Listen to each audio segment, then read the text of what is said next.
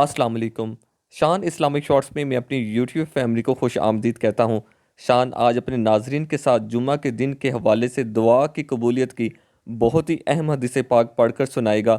دوستو، اگر آپ یہ چاہتے ہیں کہ اللہ تعالیٰ کی ذات آپ کی تمام دعاؤں کو قبول فرما لے اور آپ کی دلی آس مراد کو پورا فرما دے تو دوستو اس حدیث پاک کو اینڈ تک لازمی ملاحظہ فرمائیں، کیوں نہ کہ دوستو اس حدیث پاک میں ہمیں نبی صلی اللہ علیہ وآلہ وسلم نے جمعہ کے دن ایک ایسے وقت کے بارے میں بتایا ہے کہ جس وقت ہم اللہ سے جو مانگیں گے اللہ تعالیٰ کی ذات وہ ہمیں ضرور عطا فرمائے گی۔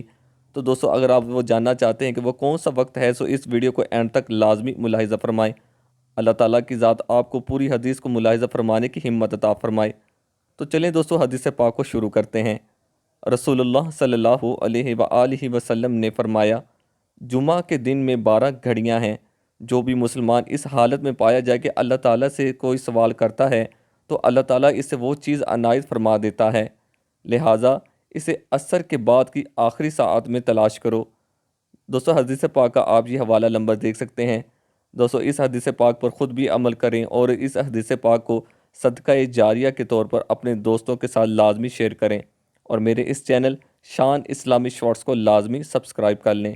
السلام علیکم ورحمۃ اللہ وبرکاتہ۔